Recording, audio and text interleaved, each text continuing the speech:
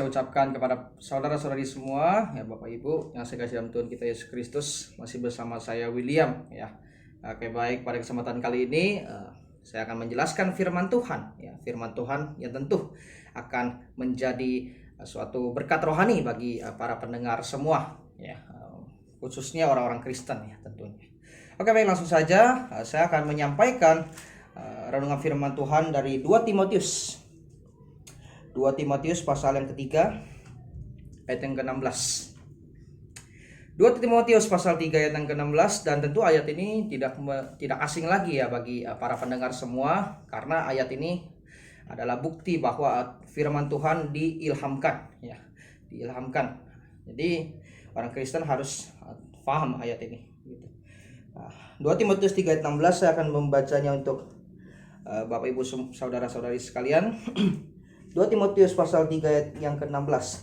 Segala tulisan yang diilhamkan Allah memang bermanfaat untuk mengajar, untuk menyatakan kesalahan, untuk memperbaiki kelakuan, dan untuk mendidik orang dalam kebenaran. Nah, jadi topik renungan saya pada hari ini adalah firman Tuhan sebagai dasar penuntun kehidupan. Firman Tuhan sebagai dasar penuntun kehidupan. Mengapa saya katakan firman Tuhan sebagai dasar penuntun kehidupan? Tentu salah satu alasannya ialah karena firman Tuhan, ya, atau Alkitab adalah satu-satunya yang benar-benar berasal dari Allah, ya. Firman Tuhan benar-benar berasal dari Allah. Dan konsekuensi logisnya, jika Alkitab bukan berasal dari Allah, pencipta langit dan bumi, maka kita tidak perlu menjadikan ini sebagai penuntun kehidupan. Begitu. Karena konsep dunia pun, ya, konsep dunia penuntun kehidupan itu adalah ya motivasi-motivasi yang bisa membangun orang begitu.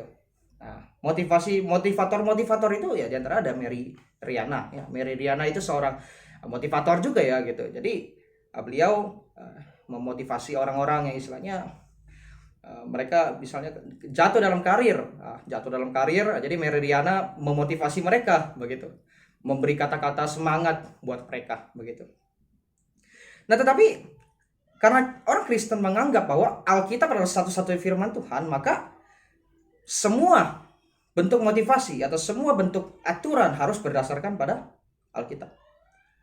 Nah, oleh sebab itu, mengapa alasan Alkitab bisa menjadi penuntun kehidupan? Maka jawabannya adalah, sekali lagi, Alkitab adalah firman yang berasal dari Allah pencipta langit dan bumi gitu. Nah, jadi ada beberapa poin yang akan saya bahas, ya, pada malam hari ini, ya, berkaitan dengan renungan atau judul pada malam hari ini, ya. Mengapa kita katakan, ya, bahwa Alkitab adalah satu-satunya firman Tuhan, ya, dan bisa menjadi penuntun kehidupan dalam perikop 2 Timotius pasal 3 ayat yang ke-16 ini, ya. Dalam perikop 2 Timotius pasal 3 ayat yang ke-16 ini, yang pertama, jika kita lihat, ya, alasan pertama firman Tuhan bermanfaat untuk mengajar. Firman Tuhan bermanfaat untuk mengajar, ya. Tentu orang Kristen harus memakai firman Tuhan dalam setiap ajarannya, karena ketika orang Kristen tidak memakai Alkitab, maka itu akan menyesatkan orang. Apalagi para pemimpin, apalagi para hamba-hamba Tuhan, ya, dalam tanda kutip hamba Tuhan. Mereka harus bisa menjelaskan Alkitab. Mereka harus bisa untuk menelaah, ya. Mereka harus bisa mengambil nilai moral dari Alkitab itu. Karena sekali lagi Alkitab adalah firman Tuhan, ya, yang berasal dari ini Allah pencipta langit dan bumi, yang mempunyai sifat yang maha suci, pasti mengajarkan standar moral tertinggi begitu. Ada banyak ajaran-ajaran di dunia ini, ya, terutama ajaran Konghucu. Nah, mereka mengajarkan kebaikan juga. Tentu karena Alkitab berasal dari pencipta langit dan bumi, Allah pencipta langit dan bumi, maka tentu standar Alkitab dalam hal moralitas harus lebih tinggi daripada pengajaran Konghucu. Harus lebih tinggi. Jika pengajaran Konghucu lebih tinggi daripada Alkitab, ya otomatis harus dipertanyakan apakah Alkitab itu benar-benar firman Tuhan atau tidak. Nah, oleh sebab itu, sekali lagi saya katakan bahwa hamba Tuhan harus mengajarkan apa yang sesuai dengan Alkitab. Baik itu menasihati orang, menuntun hidup orang, memberikan motivasi kepada orang. Sehingga mereka bisa memahami, oh rupanya Alkitab sangat banyak sekali motivasi-motivasi yang berguna untuk diri saya. Begitu. Yang berguna untuk diri saya. Motivasi diri saya. Sehingga saya bisa menjadi pribadi yang baik adalah ialah melalui Alkitab. Begitu. Dan Bapak Ibu saudara-saudari sekalian yang dikasihi dalam Tuhan kita Yesus Kristus. Karena Alkitab bisa dijadikan sebagai penuntun kehidupan. Yaitu untuk poin pertama ini untuk ini untuk mengajar ya, untuk mengajar tentu harus diuji begitu.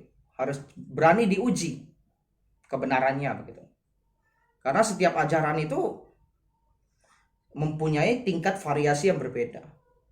Ada variasi yang sesuai dengan Alkitab, ada variasi yang hampir sesuai dengan Alkitab, dan ada variasi yang tidak sesuai dengan Alkitab. Oleh sebab itu dalam 1 Tesalonika 5 ayat 21 ya, mengajarkan kita bahwa kita harus menguji segala sesuatu dan memegang yang baik. Kita harus mengujinya, bukan kita menelan mentah-mentah apa yang diajarkan, tetapi kita harus mengujinya gitu. Oke, baik. Poin yang kedua ya. Dalam 2 Timotius 3 ayat 16 ini mengapa Alkitab dapat dijadikan sebagai sumber penuntun kehidupan? Poin yang kedua ialah Alkitab berfungsi untuk menyatakan kesalahan. Menyatakan kesalahan. Nah, jadi segala ajaran yang sesat ya, segala ajaran sesat dapat kita ketahui dari Alkitab gitu. Jika semua ajaran ya yang keluar dari Alkitab itu sudah pasti sesat. Ya. Oleh sebab itu dibutuhkan pembelajaran yang sistematis mengenai sebuah topik ya. Misalnya topik doktrin keselamatan ya. Topik doktrin keselamatan akan nampak kesalahannya jika diajarkan tidak sesuai dengan Alkitab begitu. Misalnya dalam Alkitab mengatakan bahwa kita harus bertobat dan percaya kepada Yesus Kristus untuk masuk surga. Ya. Dan Yesus Kristus sudah mati di kayu salib ya, untuk menebus semua dosa kita. Menjadi pendamaian akan segala dosa kita.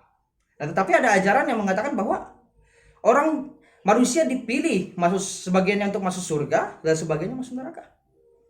Oleh sebab itu kita harus bisa mengetahui, apakah benar yang diajarkan manusia itu ternyata sudah dipilih sejak dunia dijadikan sebagian untuk masuk surga kepada hidup yang kekal, sebagiannya untuk masuk neraka atau kepada kebinasaan. Kita lihat di dalam Alkitab ternyata tidak ada ayatnya begitu. Melainkan Tuhan mengasihi semua manusia dan Tuhan menjadi pendamaian atas semua dosa manusia. Ya, dalam 1 Yohanes 2 ayat 2 sudah jelas ya begitu. Bukan hanya dosa kita saja, tapi dosa seluruh dunia. Dan dalam Yohanes 3 ayat 16 juga sudah sangat jelas. Barang siapa yang menerimanya ya, diberikan hidup yang kekal begitu. Itulah ya contoh, ya sebenarnya masih banyak contoh, tetapi kita tidak punya cukup waktu untuk membahasnya. Itu adalah salah satu contoh bahwa Alkitab ini bisa dijadikan untuk menyatakan kesalahan. Kesalahan moralitas juga ya. Jika seorang mencuri, tentu itu tidak sesuai dengan Alkitab. Karena Alkitab mengajarkan jangan mencuri. Jangan mencuri.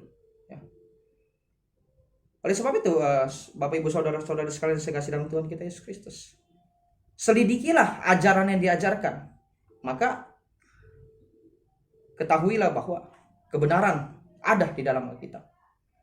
Ya. Dan Bapak Ibu akan mendapatkan kebenaran yang sesuai dengan Alkitab. Poin yang ketiga, ya. Mengapa Alkitab dapat dijadikan sebagai penuntun kehidupan dalam sumber penuntun kehidupan dalam 2 Timotius pasal 3 ayat yang ke-16 ini. Poin yang ketiga, untuk memperbaiki kelakuan. Ya. Poin yang ketiga, untuk memperbaiki kelakuan. Jadi Alkitab cocok, ya sangat-sangat cocok untuk memperbaiki kelakuan kita. Oh, dari orang baik, ya, orang baik menjadi lebih baik lagi, ya. Dari orang jahat, ya hidupnya hancur, ya begajulan, ya. Kalau dalam istilah dunianya begajulan, ya menjadi orang yang baik begitu, menjadi orang yang di dalam Tuhan begitu. Nah, jadi Alkitab mengajarkan hal demikian, memperbaiki kelakuan begitu. Ada sangat banyak sekali ya orang-orang yang istilahnya dirubah melalui Alkitab. Ketika dia mendengar pengajaran tentang Alkitab, ketika dia membaca Alkitab melalui ayat-ayat tertentu, mungkin dia iseng-iseng saja dia buka, oh ketemu dengan ayat yang istilahnya bisa mengubah dia, maka dia menjadi orang yang lebih baik. Dia bertobat dari dosa-dosa. Ketika dia tahu di dalam Alkitab bahwa Yesus Kristus sudah menebus dosanya, maka dia otomatis menyesali dosanya. Oh, saya adalah orang berdosa, Tuhan. Tolong ampuni dosa saya menerima Engkau sebagai Tuhan dan Juru Selamat. Kenapa? Karena dia sudah mempelajari Alkitab. Oleh sebab itu, Alkitab adalah penuntun yang luar biasa. Penuntun kehidupan yang luar biasa. Ya.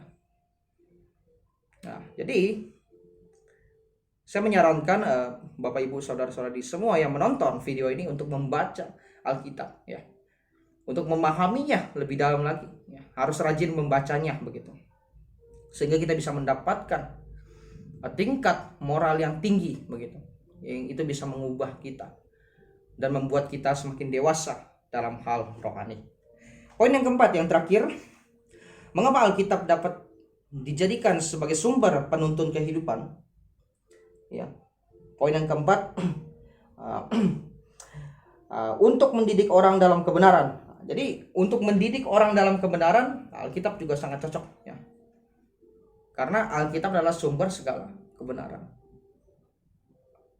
Alkitab adalah firman yang berasal dari Allah, dan Allah adalah pribadi yang maha kudus. Oleh sebab itu, Alkitab pasti adalah buku yang luar biasa, ya, yang mempunyai banyak kebenaran. Oleh sebab itu harus dipelajari, ya, sekali lagi harus dipelajari, sehingga bisa membuat orang Kristen, ya, semakin dekat kepada kebenaran, ya. Tentu jika orang Kristen malas mempelajari Alkitab, ya, itu tidak akan membuat dia mendekat kepada kebenaran, melainkan semakin menjauh dari kebenaran. Ada satu kelompok Kristen, ya, yang mengatakan bahwa kita tidak usah mempelajari Alkitab, kita tidak usah mendiskusikan ajaran dalam Alkitab, kita tidak perlu untuk mengujinya, ya.